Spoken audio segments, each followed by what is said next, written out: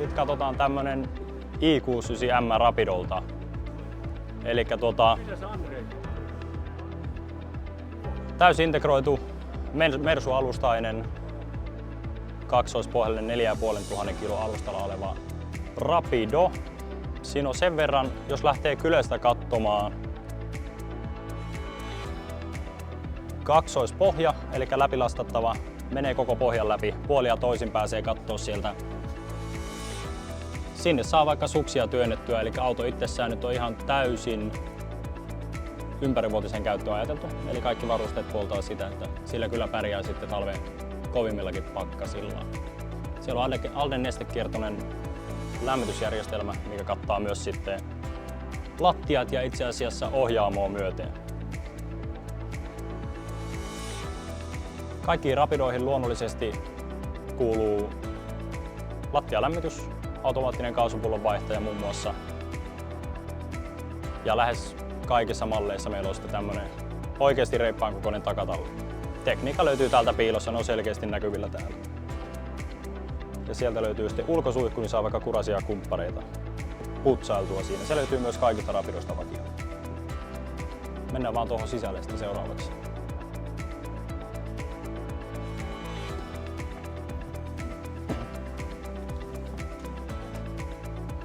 Ja tuttuun tapaan, niin kuin Rapidossa hyvin tyypillisesti, niin on face-to-face istuinryhmä. Tosi tykätty, avara, helppokulkunen, keulasta perään.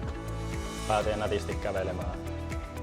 Ja sitten se on tasapohja niin kuin alusta loppuun asti. Ei ole mitään erillisiä korokkeita välissä. Tässä pikkusen hämää. Toki siellä on lattialuukkuja alla, mutta meillä on suojamatot tässä nyt päällä. Niihin ei pääse käsiksi. Samaa mallia saa sitten sekä erillisvuoteena että saarekevuoteena. Muuten pohjaratkaisu pysyy käytännössä identtisen, mutta molemmilla pedeillä se on saatava. Erillinen vessasuihku, eli fiksun kokoinen kunnon suihkukoppi löytyy siitä. Ja sitten vastapuolelta löytyy vessa sitten.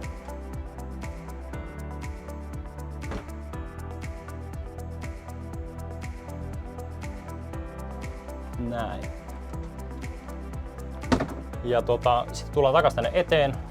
Meiltä löytyy nätisti integroitu toinen peti sieltä päältä, eli sähköinen alaslaskupeti löytyy täältä. Se on nätisti integroitu sinne. Jos ei sillä ole käyttöä, niin sitä ei juurikaan tuolla huomaa.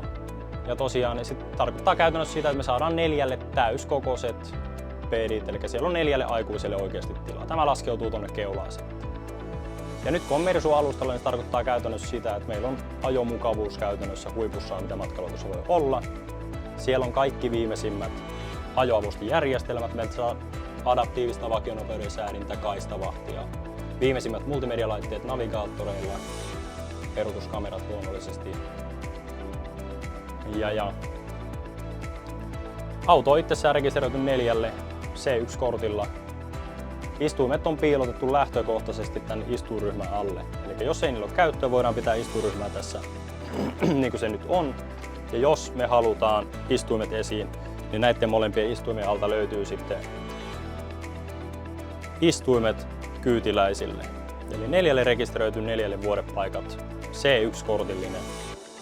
Siinäpä ne varmaan tärkeimmät.